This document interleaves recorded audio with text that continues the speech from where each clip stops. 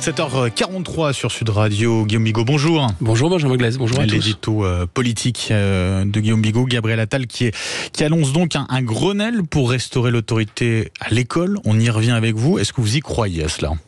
Sincèrement, non. Non, parce que c'est une méthode qu'on connaît bien, méthode des Grenelles, des Beauvau, des Ségur, consistant à réunir tous les acteurs autour d'une table pour enfin prendre le taureau par les cornes et régler un problème. Ce qui est très ennuyeux, c'est qu'en faisant ça, on semble découvrir le problème. Or, ça fait juste 7 ans qu'Emmanuel Macron préside la France.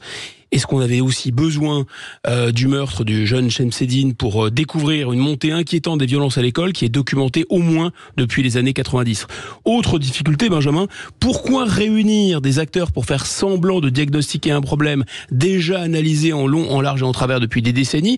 Pourquoi aussi, comme dans ces séminaires d'entreprise, faire semblant de chercher des solutions alors que les décisions sont déjà arrêtées à l'avance ? Vraiment, on dirait ces grands séminaires d'entreprise avec force communication vendus par McKinsey. Le plus fou, c'est que cette méthode a déjà montré son inutilité. On l'a vu avec les violences faites aux femmes qui continuent à exploser après un Grenelle. On l'a vu avec le Ségur de l'hôpital alors que les lits continuent de fermer. Je vous sens très sceptique à l'égard de ces mesures préconisées par Gabriel Attal.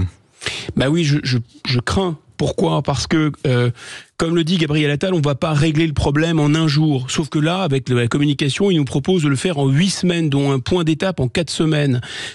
Il nous propose que la République contre-attaque. Bon, le problème est très grave, on n'est pas dans la guerre des étoiles. En fait, beaucoup de ce qui a été annoncé en plus existe déjà. L'uniforme à l'école, il est expérimenté, c'est pas la peine de faire un Grenelle pour ça. Les cours d'empathie, c'est déjà prévu. Le contrat que les parents doivent signer, mais enfin je vous rappelle que les parents doivent signer un règlement intérieur et les carnets de correspondance. La mention de problèmes comportementaux sur les carnets scolaires, ça existe depuis toujours et c'est visible par les gens qui examinent les dossiers Parcoursup. Pour le reste, qu'est-ce qu'il y a de neuf ? Imaginez qu'on va résoudre le problème de l'ultra-violence à l'école en obligeant des mineurs délinquants à assister à des comparutions immédiates. Ah oui, mais comme spectateur, attention.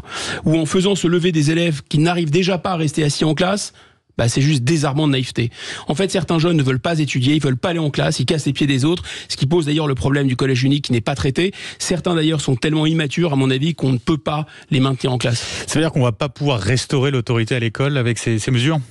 Non, je ne crois pas, parce que contrairement à ce que Gabriel Attal veut nous faire croire, il n'a pas lui-même rompu avec une forme d'angélisme. Il parle de la jeunesse en général, alors que tout le monde sait bien que les problèmes sont concentrés dans des collèges et dans des lycées, environ 25% qui sont de véritables ghettos désormais. Donc il faudrait que cette société ose dire stop, ose interdire, ose mettre une limite, ce qu'elle ne sait pas faire.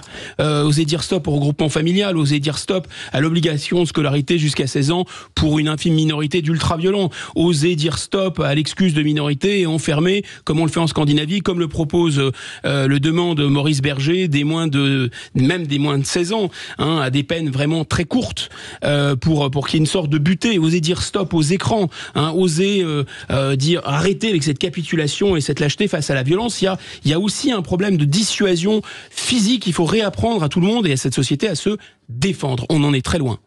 Merci à vous, Guillaume Bigot.